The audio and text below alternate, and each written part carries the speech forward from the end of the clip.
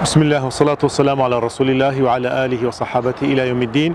عزيزان خوشويستان لباسي قرض و قرضدان دا گەیشتینە فرمودەی 100 لفقه فرمودەی ژمارە 100 کە دەفەرمێ كل قرض صدقة هەموو قەرزدانێک هەموو پارەیە کە بیدەی بە کەسێک بۆ بە ناوی قەرزەوە خێر و سەدەقەیەکی گەورەیە.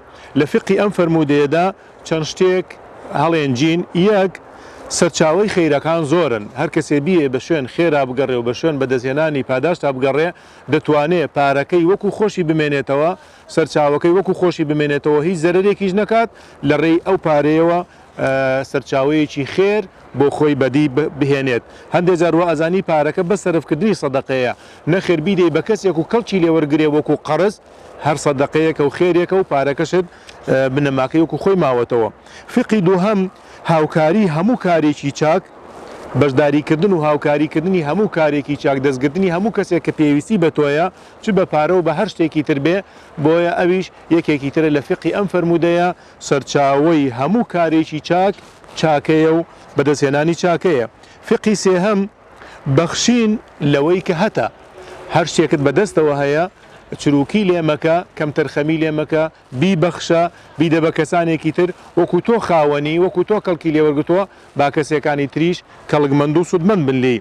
فقی چوارەم، ئازیزانم خۆشەویستانم، هەر کەسێک کە لە ماڵ دەبەخشێ بەڵگەیە لەسەر ئەوەی کە ئەم ماڵە بە هی خوا دەزانێ، بۆیە دەیبەخشێ کە ئەزانێ ئەمە هی خوایە. جا زۆر گرینگە هەموو مرۆڤێک ئەوەی کە هەیەی، چونکە تۆ کاتی هاتێ دنیاوە هیچ نەبوو کە ئێستا شتێکت بەدەستەوە شتێکت هەیە کە ئەی بەخشی، نیشانەی ئەوەیە کە ئەمە خواجیان ڕاستە و خۆ منەڵێم ئەمە هی تۆیە، بۆیە لە پێناو ڕەزامەندی تۆدا دەیبەخشم. فقی پێنجەم لەم فرمودەیەدا کە زۆر گرینگە ئازیزانم خۆشەویستانم، هەر قازانجێک لە لای هەر مرۆڤێکەوە بگات بە مرۆڤێکی تر، لای هەر ئینسانێکەوە بگات بە ئینسانانێکی تر، چونکە ئەم ئینسانەژی خوایە و ئەو ئینسانەی تریژی خوایە. خوای گەورە وعدی داوە لە لای هەر مرۆڤێکەوە قازانج بگا بە هەر مرۆڤێکی تر.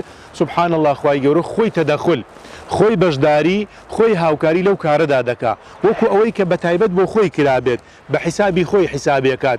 بۆیە کە فەرمێ هەموو قەرزێک سەدەقەیە، خۆ تۆ قەرزەکە بەخوا نادەی، قەرزەکە بە کەس بەندەیەش کە دەی کە ئەو بەندەیە هی خوایە. خوای گەورە وەکو ئەوی پێت بفەرمێ بەندەی من، مادام تۆ ئەم قەرزە ئەدەی بەم بەندەی من، ئەو بەندەیەش هی منە، من بەهی خۆمی حیسابەکەم. حتى لە فرمودەکانی ترا هاتووە کە بەدەستی ڕاستە لێت وەرەگرێ و بە خێوێکە و وەکو نۆمایەک لە قیامەتا فەرمێ عەبدی من، ئەوە سەدەقەکەت، ئەوە خێرەکەت، ئەوە پاداشتەکەت، تا ئەگاتە یەک بە هەژدەش. بۆیە ئەمەش فقهێکی تر لەم فرمودە گەورەیەدا کە دەستمان کەوت کە خوای گەورە خۆی تەداخل لە هەموو کارێکی خێردا دەکات، هەر خێرێ بگەێنرێ بە هەر بەندەیەک. خوای گەورە ئەفەرمێ وەکو ئەوەیە کە بە منت دابێ کە من هیچ محتاج نیم بۆ ئەوەی ئێوە برایەتی و یەکڕیزی و خۆشەویستیتان بۆ دروست بێ، لەوەی هەتە بیبەخشی بە و ئەمەش لە ڕاستیدا فقێکی زۆر گەورەیە لەم فرمودە پیرۆز و شەریفەدا. خوای گەورە هەموو لایەکمان تەوفیقدا. والسلام علیکم ورحمة الله وبركاته.